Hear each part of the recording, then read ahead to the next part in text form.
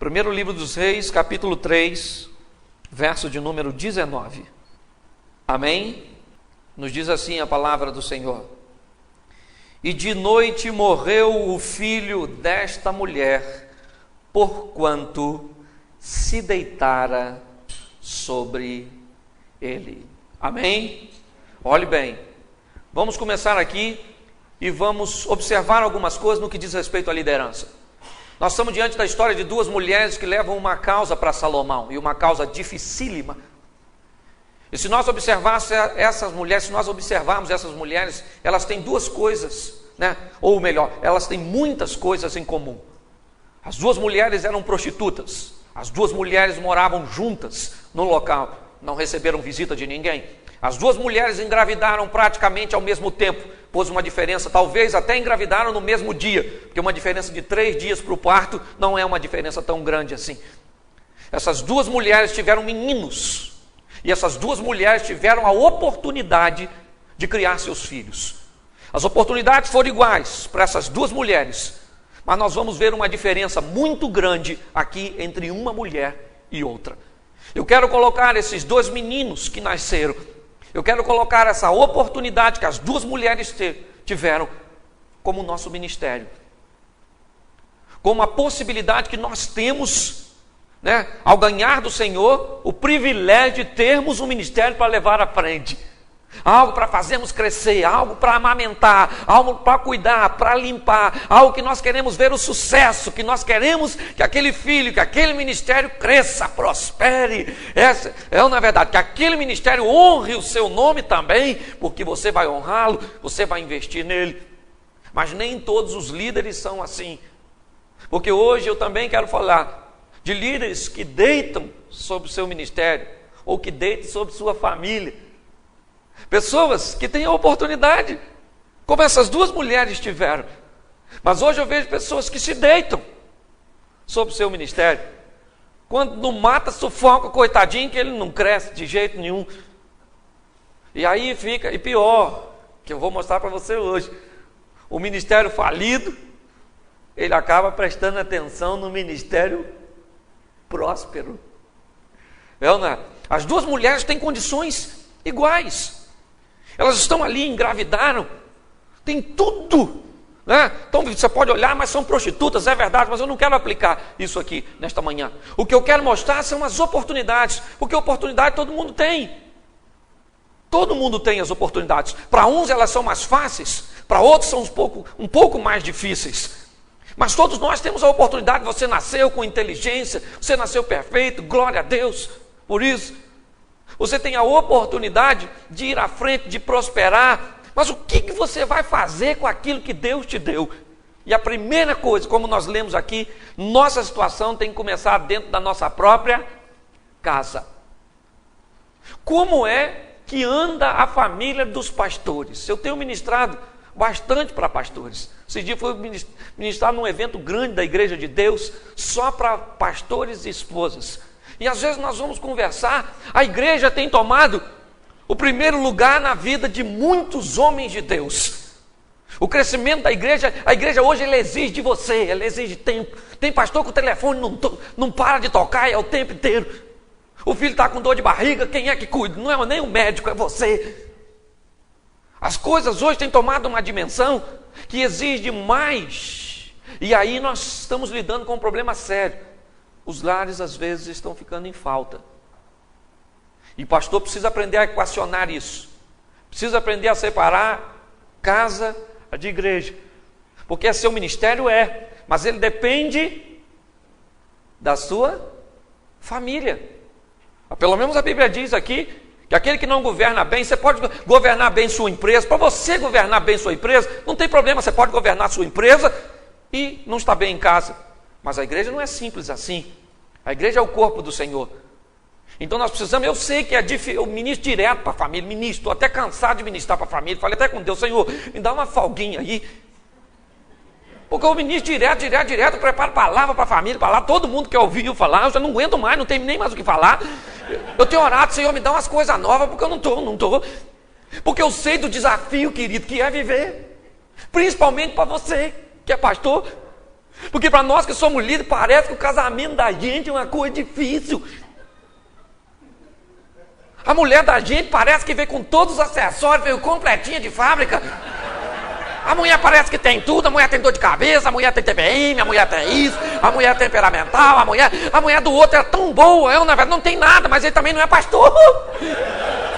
Ele não é líder. O grande desafio, o filho dos outros é tão certinho da gente. Esse dia eu brinco sempre com isso, meu filho me fez tanta raiva que eu falei, cara, às vezes eu entendo porque que tem animal que come filhote no ninho. Você me rouba minha paz. Antes de vir pra cá, eu tive que tirar videogame, tive que tirar isso, tive que tirar tudo do garoto. A família da gente, o negócio é família. Tá todo mundo de olho em você. A sua família tem que ser a modelo. Você não pode cair. Você não pode acontecer nada. Sua mulher tem que estar sempre sorrindo.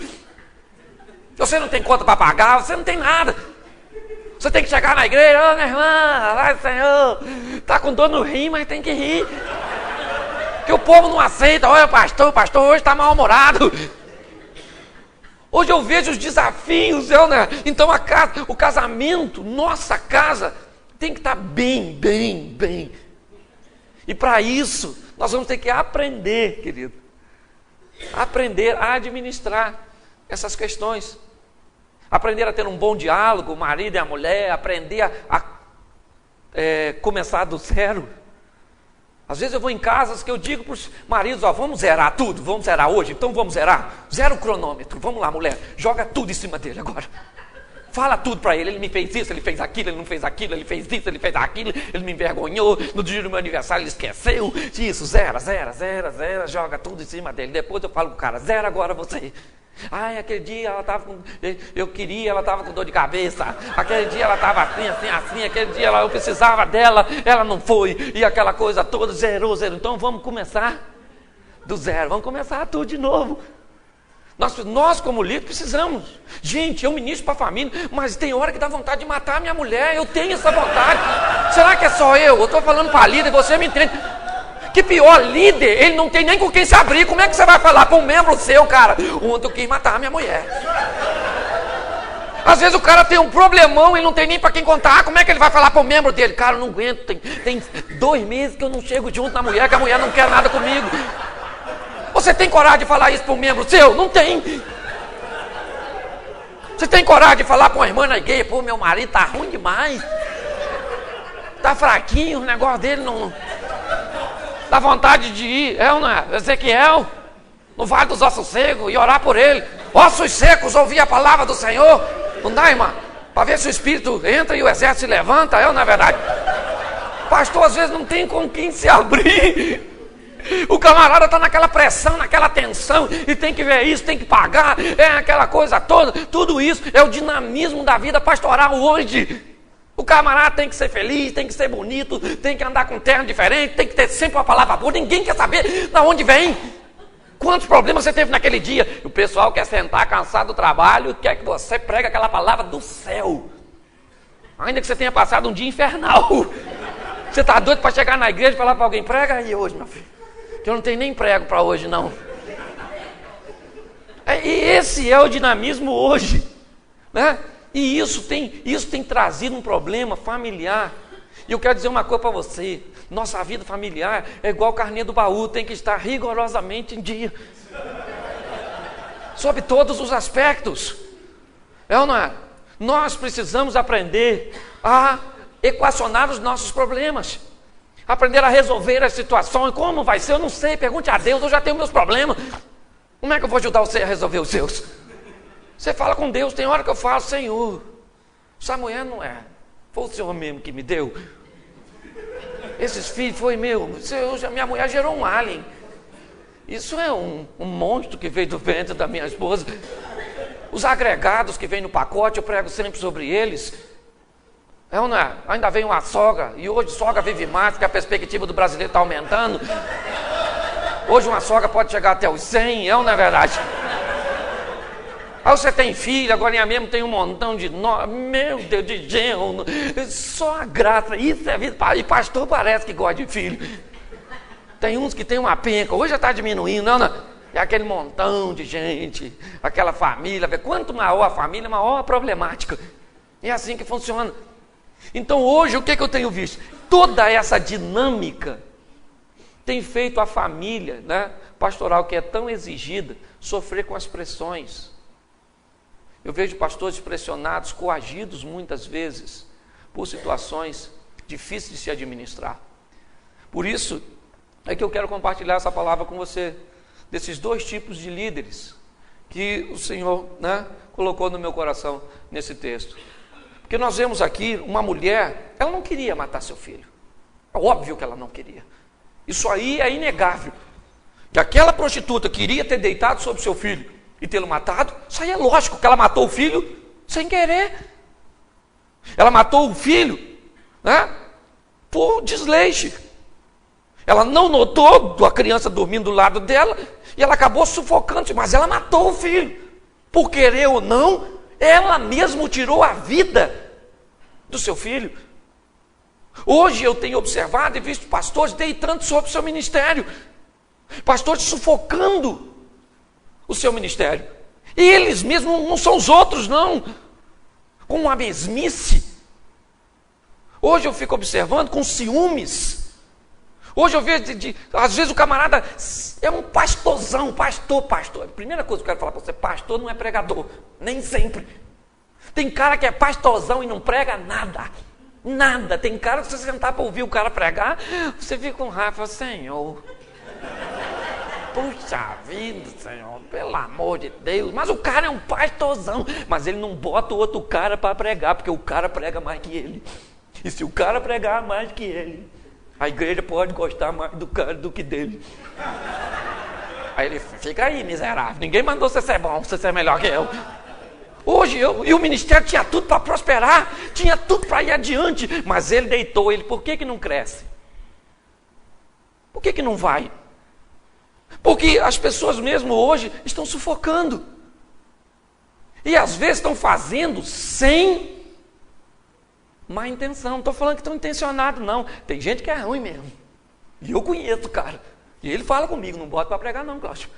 Se eu botar para pregar, o pessoal, oi, como é que eu fico eu? Eu falo, pelo amor de Deus, tem misericórdia. Eu conheço gente, pastor que tem medo até de ministro de louvor. O cara canta muito, o pessoal gosta mais dele do que eu. Quando ele canta, todo mundo levanta, aplaude. Quando eu canto, o pessoal chora. Claro, vai ver como é que você canta. Grava e bota para você ouvir, ninguém aguenta um negócio desse. Se tem uma coisa que nós precisamos saber, que não sabemos, quem sabe que não sabe, já sabe alguma coisa. O problema é que tem gente que não sabe, aí ele pensa que sabe, olha a confusão que ele arruma. Então hoje eu fico observando essas situações. A mulher não queria matar o filho, é lógico que ela não queria. Só que ela matou. E nós precisamos, eu quero pegar um gancho aqui para aplicar na sua vida, e na minha também, que nós precisamos aprender que a qualquer momento de nossa história você pode errar, você pode cair. Pode acontecer algo com você que você não gostaria que acontecesse, mas aconteceu. E você é um homem de Deus. E o homem de Deus precisa aprender a se recuperar depois de queda. O erro desta mulher não foi simplesmente matar o filho. Foi não se conscientizar que ela mesma tinha feito aquilo. Um exemplo que eu acho fantástico de Davi foi quando ele cometeu aquele erro, tentou encobrir de todos. Não sei como é que um homem de Deus faz aquilo. Deita com a mulher do cara. O cara estava na batalha, vocês conhecem o texto, não precisa eu ficar citando, né, tudo. E aí então, quando ele descobre que a mulher está grávida, a primeira coisa que ele faz é o quê? É tentar ludibriar. É tentar mover os pauzinhos para que ele resolvesse. E resolveu tudo, o cara morreu, ninguém soube, só 3 pessoas sabiam, 4. Ou não sei se é 4 ou 6. Porque era ele, a mulher, o cara que era o mensageiro também sabia. E eu não sei se que aqui nós temos 3, eu não sei se são 3, são 4 ou 6, porque Deus também sabia. Se Deus sabia, o Espírito Santo também, e Jesus também. Então vocês vão imaginando isso aí, ok? E o que aconteceu? O profeta foi lá e falou assim, não, por quê? Porque Davi era um líder. E ele caiu, mas ele não conseguiu enxergar que estava caindo, ele estava num poço, num abismo.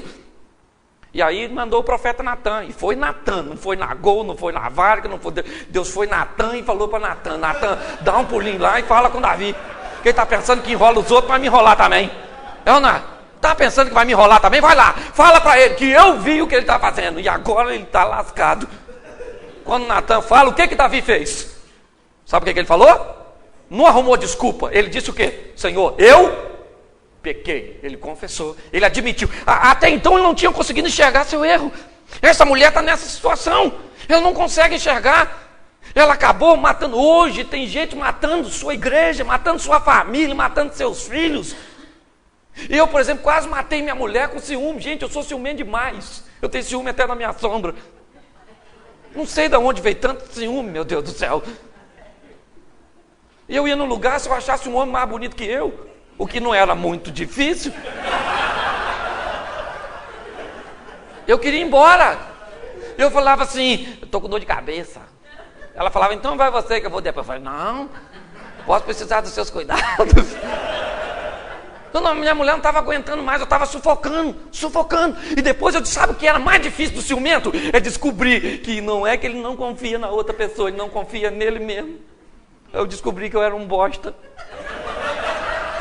Eu descobri que eu era um Zé Mané. Eu falei, é difícil você ter uma leitura de você mesmo. O bom é você enxergar defeito dos outros. Os seus, às vezes, é muito difícil. E minha mulher falou, não estou aguentando mais você, rapaz. E eu falei, Senhor, eu vou tomar uma posição, eu confio no Senhor. Eu não estou lá, mas o Senhor está, o Senhor fica de olho nela, tá bom? Então eu vou combinar assim com o Senhor, tá certo? Então vamos, você mudar, ficava assim, e chegava num lugar, tinha alguém que eu achava que era ameaça para mim, sabe o que eu fazia? Filha, fica aí que eu vou dar uma voltinha, agora mesmo eu volto, que eu preciso resolver umas coisas que eu tinha esquecido. Voltava, depois apanhava a mulher feliz da vida. Ficava lá conversando com as amigas dela, e eu ia dar uma voltinha. E assim, eu fui porque minha mulher não estava aguentando mais. Também falei com minha mulher, filho, vamos melhorar o negócio aí, nós dois. Poxa, não aguenta assim não, o homem quer fazer sexo todo dia, não é, pastor? Principalmente pastor que fica estressado. Pastor quer passar o cerol fininho, não é verdade? Quer chegar junto da mulher, poxa, você que é mulher de pastor, pelo amor de Deus, o cara está estressado, é membro, é isso, é aquilo, ninguém bate na porta do pastor para falar, trouxe um bolo, eu trouxe um pepino, não é, na verdade, é sempre assim. E aí o seu marido fica estressado demais, eu fico imaginando a quantidade. Eu, que não sou pastor, só vou pregar na sua igreja. O pessoal ri pra caramba. E até se eu falar uma besteira no púlpito, ninguém falar comigo, vai reclamar é contigo. Então às vezes você pode achar que eu estou levando bênção e eu acabo prejudicando a situação. Depois você fica estressado. E o que o cara quer, irmão? O que o cara... Puxa, ainda... Sua mulher tinha que estar aqui para ouvir isso. Você que é amiga da mulher dos caras, que a mulher não veio, depois você fala para ela, por favor. O homem fica doido, gente. O homem estressou, ele quer você, irmã. Você é o gadernal do seu marido, você é o Lexotan, o calmante do cara. Eu tenho falado muito para isso em encontro de casais. Então tem que ser assim, a mulher. Eu sei que dia de mulher é estressante, mas tem que ser. O casal, um marido pastor, tem que ir. Tem. Senão o cara endoida. Isso é coisa de homem, eu vou fazer o quê? Foi Deus que criou, reclama com ele. Isso não é defeito de homem, isso é acessório de homem, ok? Já veio no pacote, é assim que funciona. Então, eu fico observando, hoje as pessoas vão frustrando, elas mesmas vão matando. Foi isso que aconteceu com essa mulher. Ela deitou em cima do filho e o filho foi sufocando. Ela não notou. Ela estava dormindo quando isso aconteceu, né? Porque assim as coisas vão acontecendo e os pastores muitas vezes não vão prestando atenção. Vamos supor, eu vou à igreja pregar, gente, que dá vontade de eu ir embora. Eu estou falando sério. É porque a obra é de Deus. Tem lugar que eu vou. Puxa, esse dia o pastor me chamou, falou, vou avisar uma coisa para você, aqui não bate palma, aqui não faz língua estranha, aqui não faz isso, aqui não faz aquilo, aqui não faz isso, aqui não faz isso, então olha o que você vai pregar, hein?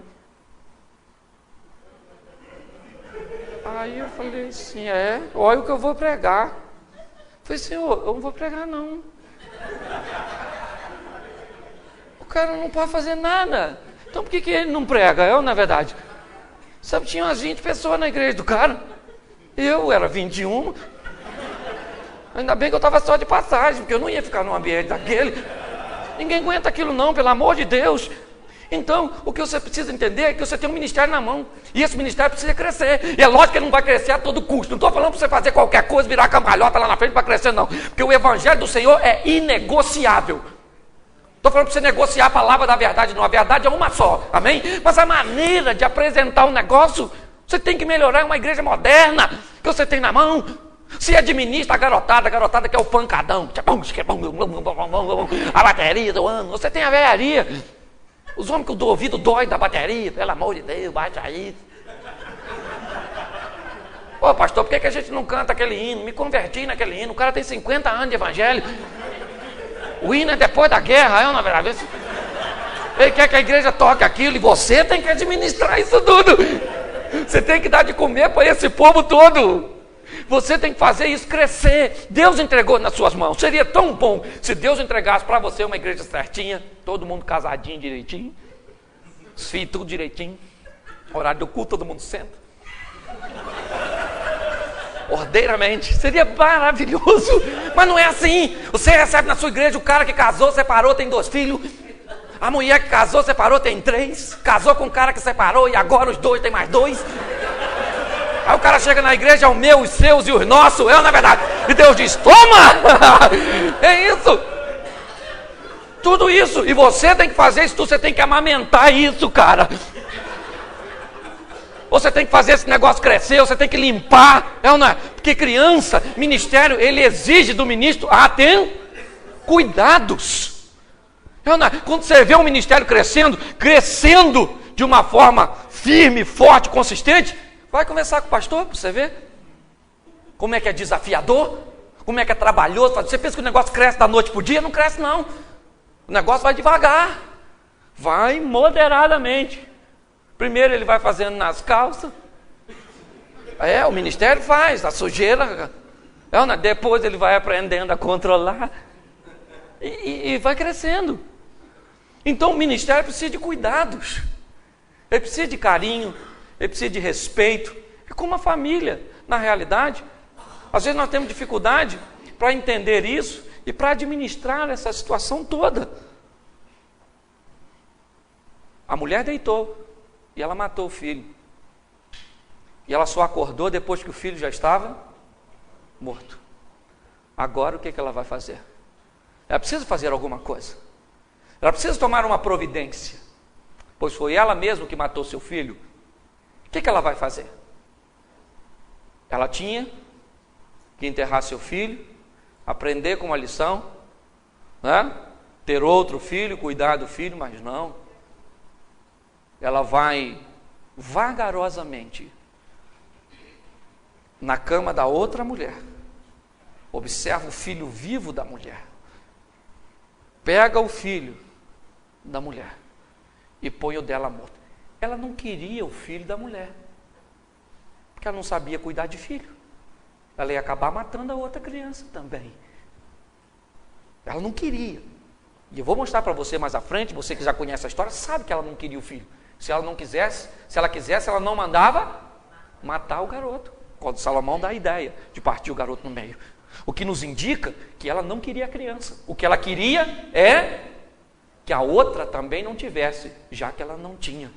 Que a outra também não crescesse, porque ela não cresceu. Que a outra também não prosperasse, porque ela não prosperou. Porque é difícil você olhar o outro indo e você ficando para trás. O ministério do outro, você fala, esse miserável, o que ele tem, meu Deus do céu? Dá uma raiva, não dá? Você olha e fala assim, Senhor, o que eu faço? Puxa vida, o outro vai e eu não vou, porque... Pô, o cara tirava 0 no seminário e eu só tirava 10, olha agora, o que dá vontade de esganar o cara. E o cara vai prosperando. Quando você olha para o outro indo, por isso que eu falo, querido, você tem que ir. Você tem que, nem que seja devagarzinho, você tem que andar para frente.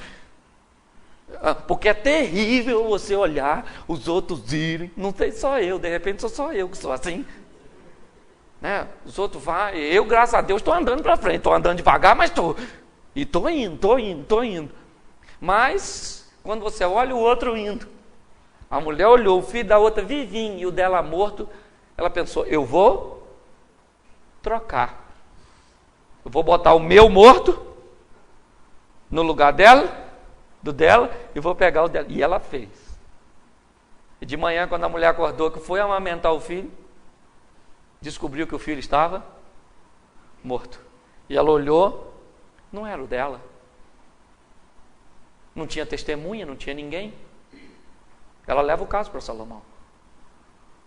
E diz, olha, o filho dessa mulher morreu e ela botou no lugar do meu. E a outra disse, não, quem morreu foi o dela. O meu é esse aqui. E Salomão disse, então pega a criança e parte no meio, dá metade para cada uma.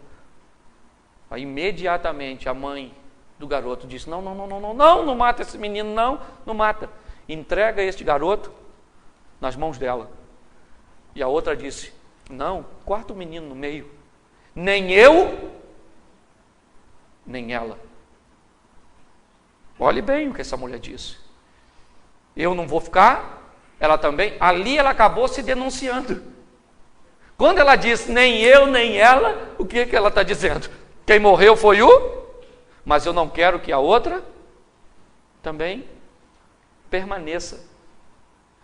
Nós, mais vocês do que eu, que são pastores, são líderes de igreja, meu ministério é itinerante, vocês precisam entender que o ministério vai exigir de você, muitas vezes, muito mais do que você tem para oferecer.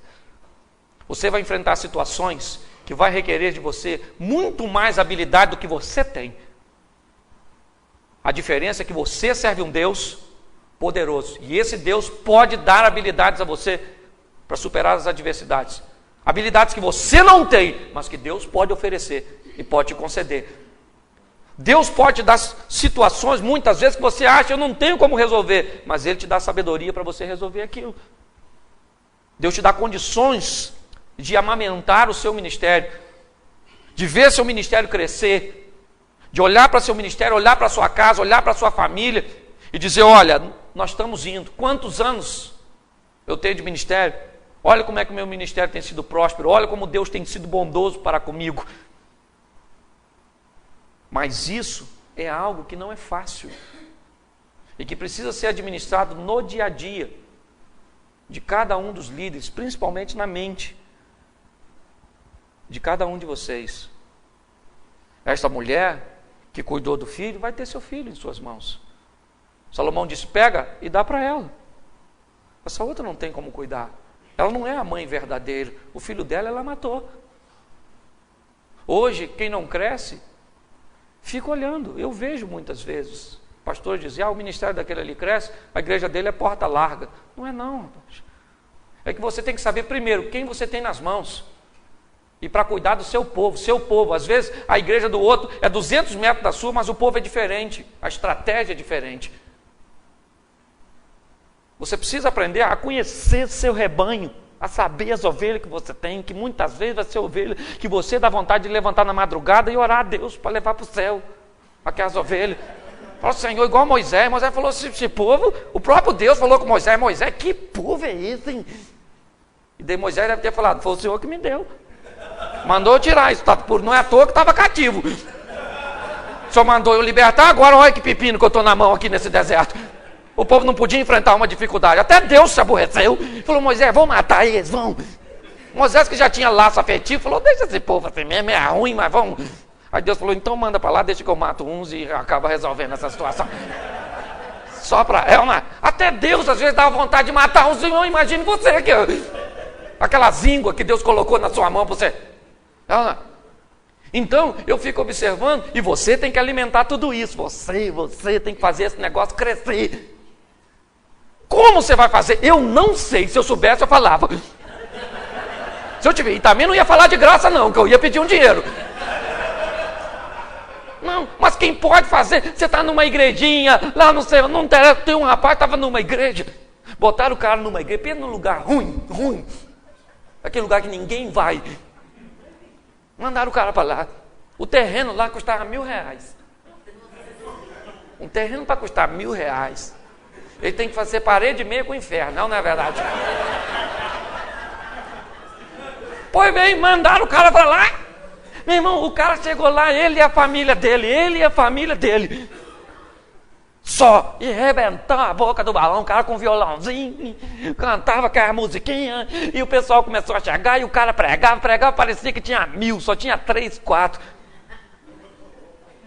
Pregar para muita gente é mole. Quero ver você começar do zero, do nada, e ele foi. Até os terrenos valorizaram. A igreja cresceu. Hoje o bairro lá, eu moro em Xerém. Xerém, você sabe onde é? É no fim do mundo. É nos confins da terra. Eu acho que aquele termo confins da terra, vai até os confins da terra, foi quando chegou lá em Xerém. Lá. E Xerém já é o confim. Esse lugar que eu estou falando é o confim do confim. É no finalzinho. Mas Deus faz maravilha. Deu estratégia àquele homem. Eu já fui na igreja do cara pregar. É um negócio fantástico. Fantástico. O camarada, ele prega com garra, ele dirige com garra, está todo mundo empenhado, tudo direitinho. É aquele povo, o povo não sabe nem ler direito, mas está lá louvando a Deus. A igreja não é muito grande não, mas tem gente pendurada pela janela, e Deus está honrando o ministério do cara, está lá prosperando. Foi o jeito que Deus utilizou para abençoar aquele lugar. Foi a estratégia que Deus deu para ele. Cantam as músicas que nunca, essas igrejas grandes não cantam. Às vezes você fica até meio enrolado, porque não tem aquele negócio para passar. Tem multimídia, não tem nada. O que tem é o poder de Deus naquele lugar, e Deus vai abençoando. E é isso que um homem de Deus precisa. Não somente para abençoar a sua casa, mas para abençoar a sua vida também. É Deus quem faz você prosperar, é Deus. Saiba de uma coisa, é Deus que faz você prosperar. É Deus que me faz prosperar. Às vezes nós não temos consciência, ou melhor, falamos isso, mas não temos a conscientização. Então, você precisa, Deus te deu. Ou você mata, ou você alimenta e vê crescer. Às vezes você vai ter que dar para seu filho coisa que você não gostaria de comer. Pega uma criança novinha, você come aquele mingau, que troço nojento. Mas o filho come. Às vezes você vai ter que dar para sua igreja o que você não gosta. Às vezes você não gosta daquela música moderna, aquelas coisas. Troço chato pra caramba. Mas a garotada gosta, eu vou fazer o quê que esse menino gosta? Aí você canta lá, foi na cruz. Olha, pode olhar para os meninos.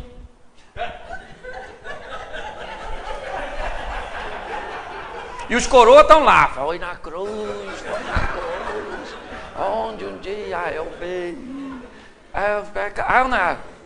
Aí você começa a cantar lá, poderoso Deus, poderoso, aí a garotada, poderoso Deus, fala aquilo 100 vezes, poderoso Deus, parece que Deus tem problema de autoafirmação, não é verdade? Poderoso Deus, aí os coroas ficam tudo lá. Ninguém aguenta, é esse povo que você tem. É esse povo. O cara chega 8 horas no culto e reclama que ele termina às 9. E o culto começa às 7. O cara já chega atrasado no culto, ele chega atrasado para entrar e chega atrasado para sair. Não é verdade? Pastor, esse culto está terminando tarde. Você chegou a que hora? Eu cheguei às 8. Quem reclama são sempre esse povo todo. Por isso que eu falo, graças a Deus que eu não sou pastor, Senhor. Aleluia.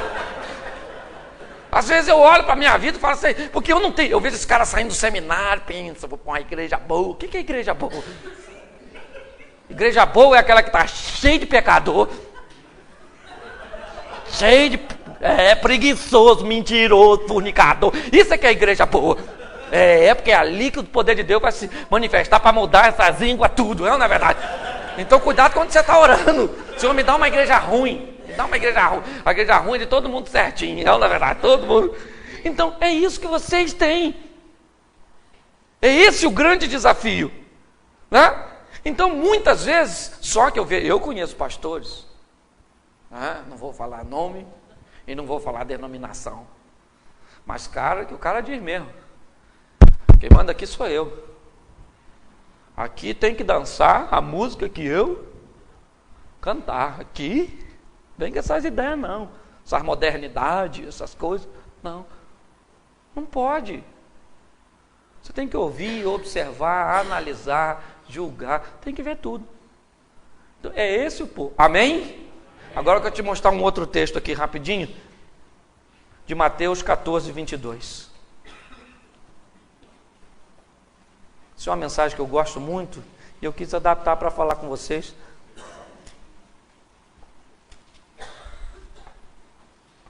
Obrigado, deixei meu lenço lá no carro. Mateus 14, 22. Amém? Essa mensagem completa o que eu estava ministrando. Nos diz assim: e logo ordenou Jesus aos seus discípulos a entrarem no barco e que fosse adiante para outra banda enquanto ele despedia as multidões. E despedida a multidão, subiu para orar à parte. Chegada já a tarde, ele estava ali só, e o barco já estava no meio do mar, açoitado pelas ondas, porque o vento era contrário. Na quarta vigília da noite, dirigiu-se Jesus para eles, caminhando por cima do mar. E os discípulos, vendo caminhar sobre o mar, assustaram-se, dizendo: é um fantasma! E gritaram de medo. Jesus, porém, falou logo, dizendo: tende bom ânimo, sou eu, não temais. E respondeu-lhe Pedro, disse: Senhor, se és tu, manda-me ir ter contigo por cima das águas. E ele disse: vem. E Pedro, descendo do barco, andou sobre as águas para ir ter com Jesus.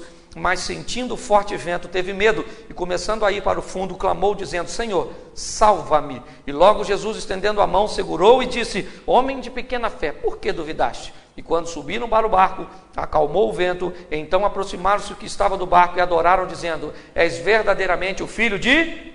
Preste atenção em mim aqui, rapidinho, né?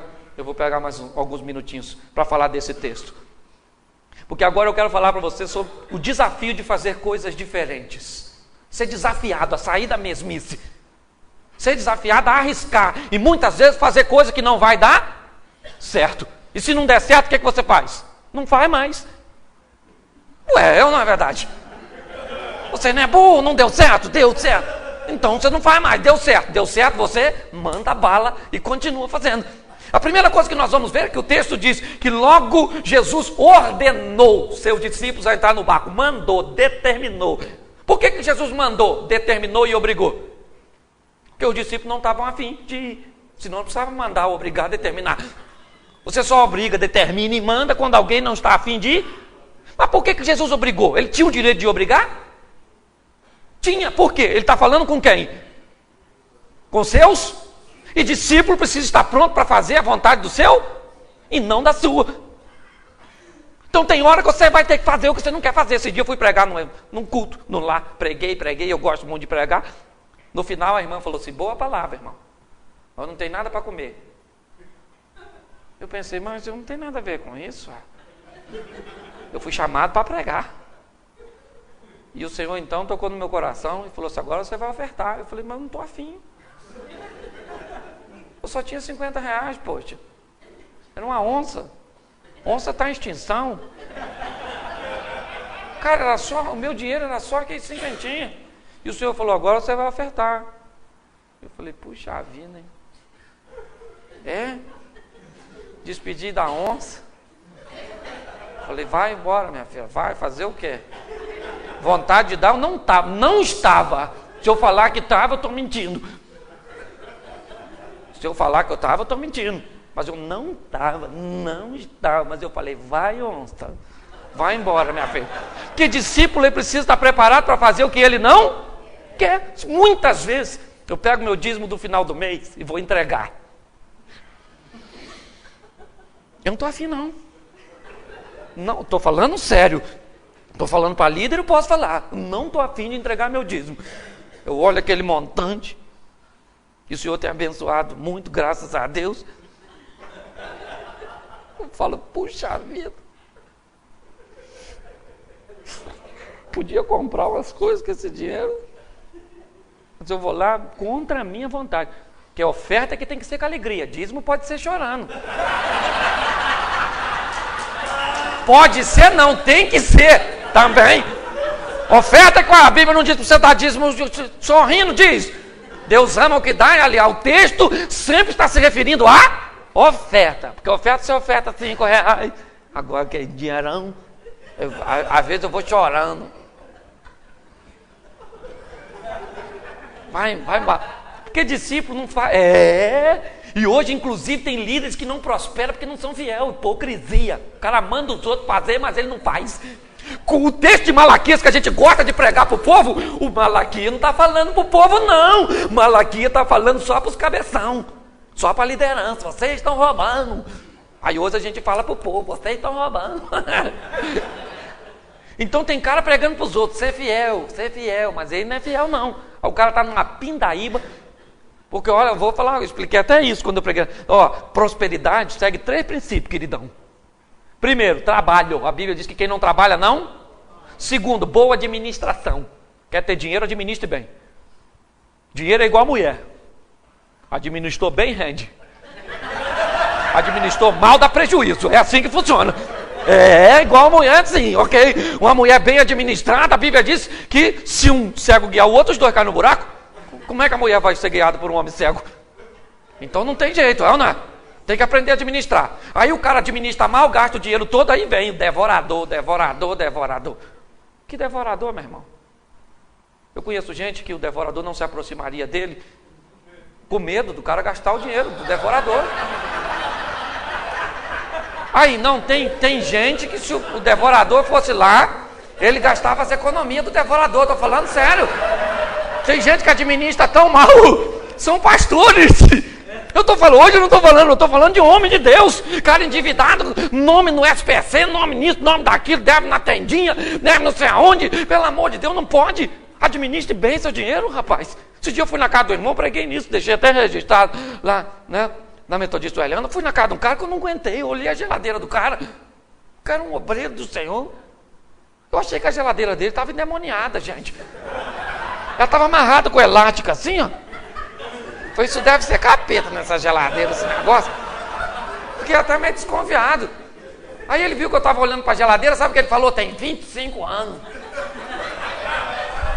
A minha vontade era falar, o mamute passou aí, cara. Isso tem gelo da era glacial, isso aí, ó, na verdade. Isso aí, tem que ver se a Arca de Noé não está nesse negócio aí. Você está rindo, mas os caras administram mal. É. E terceiro ponto de prosperidade. Primeiro é trabalho. Segundo é administração. E terceiro é fidelidade. Tem problema financeiro que é problema espiritual. É devorador. Agora tem problema financeiro que é administrativo. E a maioria dos que eu vejo não é devorador, é administrativo. É assim que eu tenho visto. Aí o cara vê o outro que não é cristão andando num carro zero, é o capeta que deu. Não, para de olhar o carro dos outros. É ou não é? Para de olhar o carro dos outros, a casa dos outros, para de observar. Como eu brinquei ontem no meio da igreja, e eu posso falar para vocês, é igual a história do papel higiênico. Autoexame, eu prego isso para falar sobre santificação, na verdade. Não falei ontem na igreja, que é para não... Mas santificação. Porque quando você vai ao banheiro, você se limpa e joga o papel fora? Não. Você se limpa e examina. Ninguém joga fora antes de examinar, não. Joga. Não. Você limpa e examina. Limpa e examina. É qualidade total isso, gente. Isso é sistema globalizado, não é verdade? Isso é um negócio sensacional. Então pare de olhar o papel dos outros, olha o seu. O negócio é ou não é? Então você tem que ser desafiado aqui, ser desafiado a fazer muitas vezes o que você não quer. Você não gosta da música, mas ela vai tocar na sua igreja. Você não gosta daquela coreografia, assim, saltitando.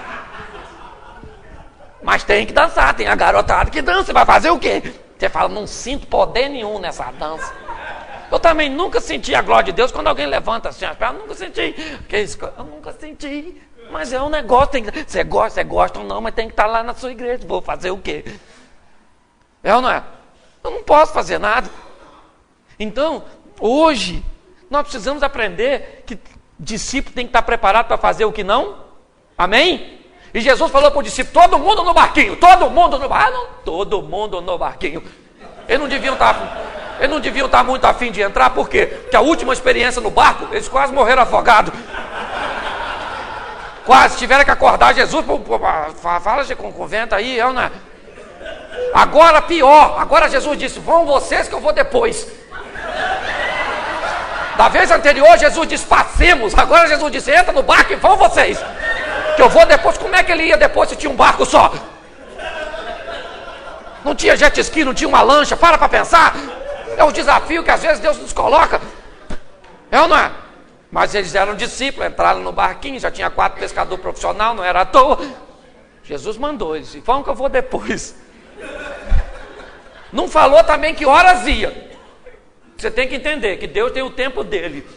Às vezes ele vai demorar pra caramba, você vai ficar orando, Senhor, Senhor, Senhor, Senhor, igual o salmista, apressa-te me socorrer. E Deus não tem pressa, porque vai a hora que ele está afim, ele é soberano. Vou fazer o quê? É ou não é? E agora eles estão lá, vão, e Jesus ficou. E aí, olhe bem, o vento era... Não dá para me entender isso. Quem mandou eles ir? Então o vento tinha que estar soprando para onde, gente? Não era a favor? Você está na vontade de Deus, você é um ministro do Senhor, tinha que estar dando tudo certo para você. Por que o vento, Deus gosta disso? E olha que Jesus tem autoridade sobre o vento. Na passagem anterior ele falou, vento, cala a boca. E o vento ficou quietinho. Falou para o mar, fica quieto, não quero nem marola. Agora é piscina, é ou não é verdade? Quietinho. Ele podia falar com ele, entra no barco, eu já falei com o vento. O vento levava você. Os caras estão querendo ir para lá e o vento está empurrando para cá. Os caras estão querendo ir para lá e o vento... É ou não é? Às vezes é assim na sua vida. Você está querendo que o negócio vá e o vento está soprando o contrário. O vento sempre sopra para o inferno. É. O vento sempre sopra para onde você não está a fim de ir. Às vezes, por quê? Porque é na adversidade que nós crescemos.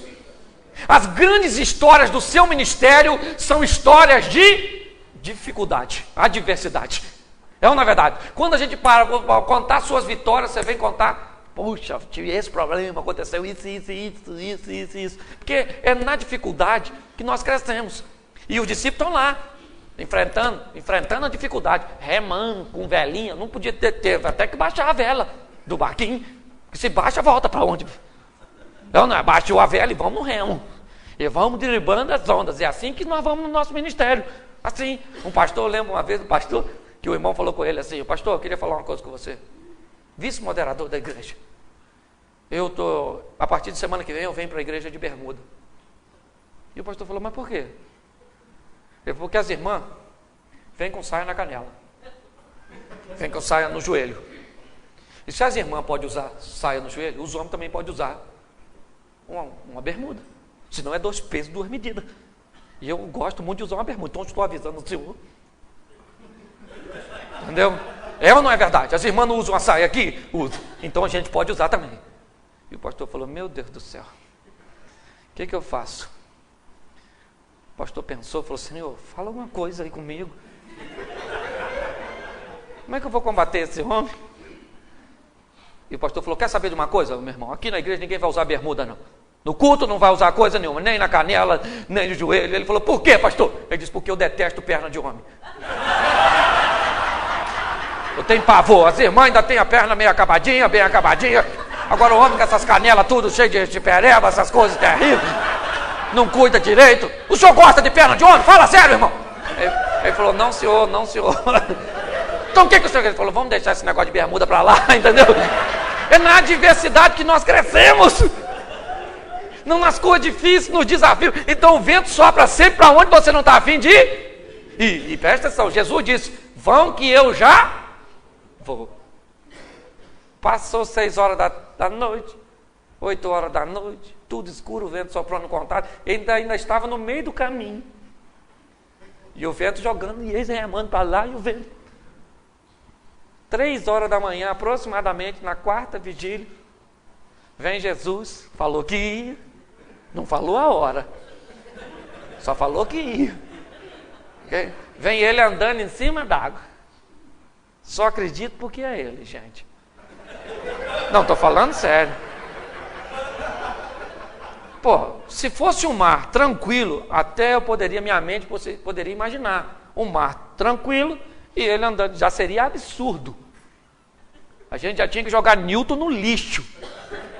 Dar uma surra, Isaac Newton. Mas tudo bem. Vai ele andando em cima da água.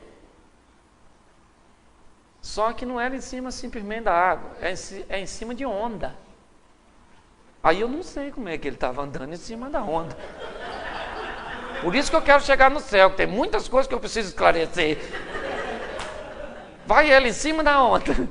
O discípulo lá, adrenalina na veia, todo mundo com medo. O barquinho vai afundar, nem todo mundo é pescador. Mateus era cobrador de impostos, não sei nem se sabia nadar, ok? Tá ali naquela tensão. E todo discípulo, todo obedecendo o mestre naquela tensão. Quando Jesus se aproxima do barquinho, alguém olhou e disse assim, viu um homem andando em cima d'água, aquele vulto. Alguém gritou, é um fantasma!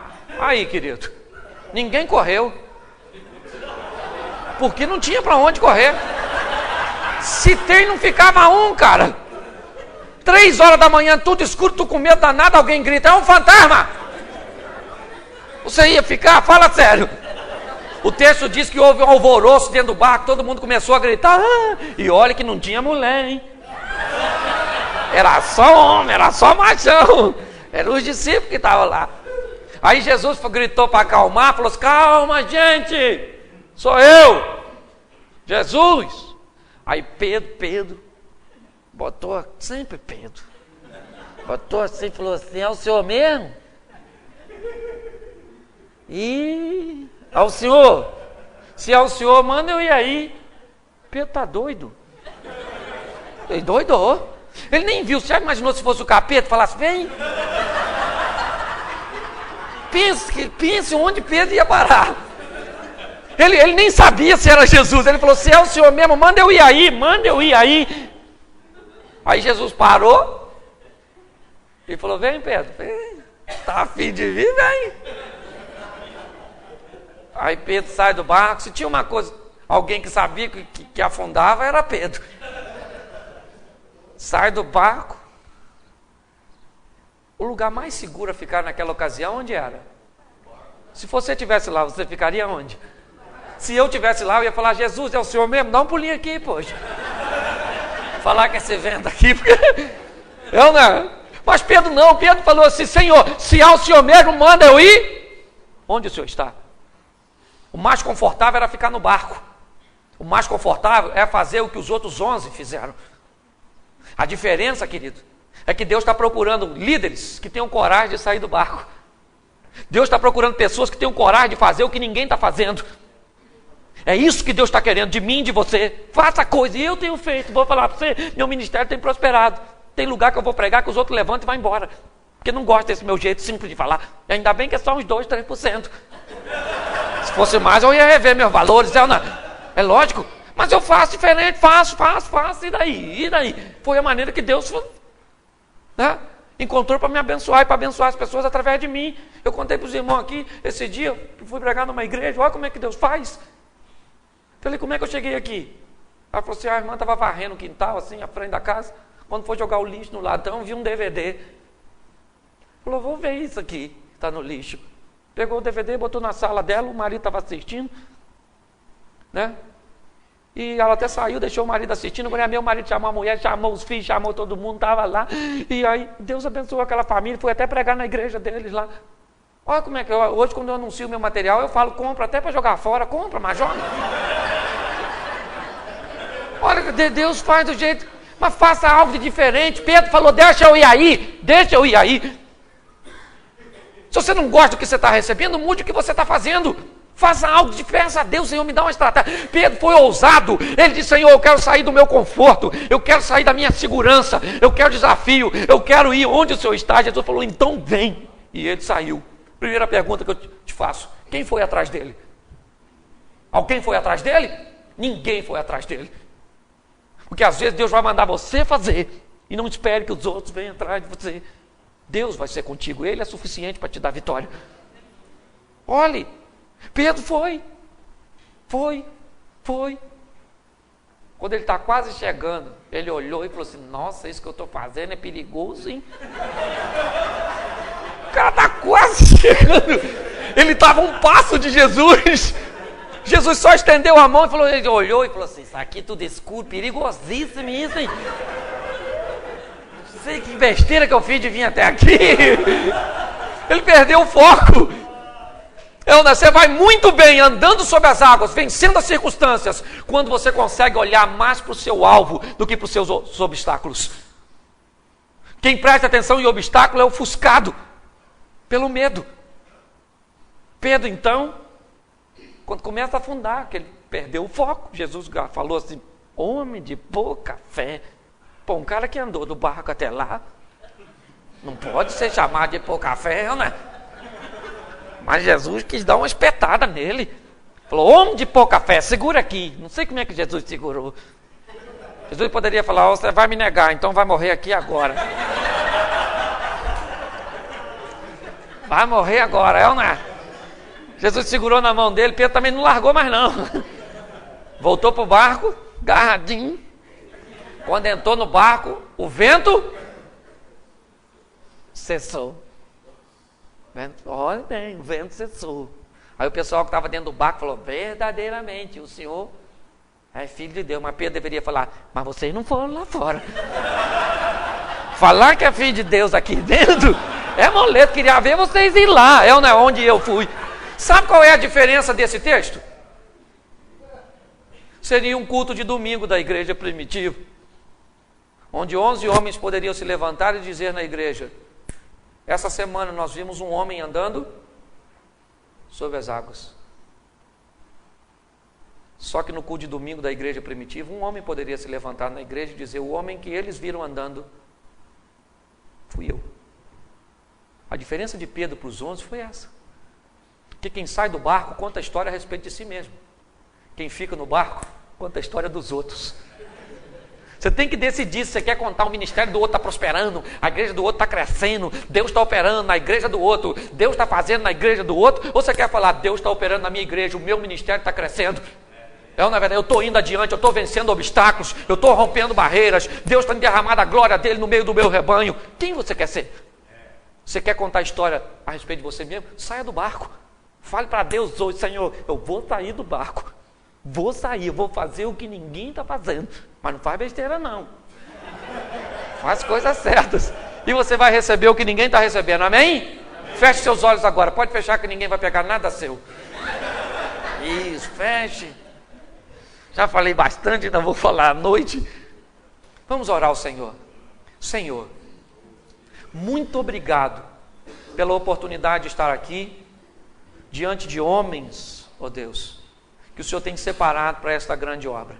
Grandes líderes, grandes igrejas, homens de ministérios prósperos, homens de ministério em fase de prosperidade e homens que talvez não estejam vendo seu ministério prosperar. Que nós possamos sair daqui hoje, ó Deus, com o entendimento que o futuro de nosso ministério depende do cuidado que nós o tratamos, a seriedade que nós o tratamos.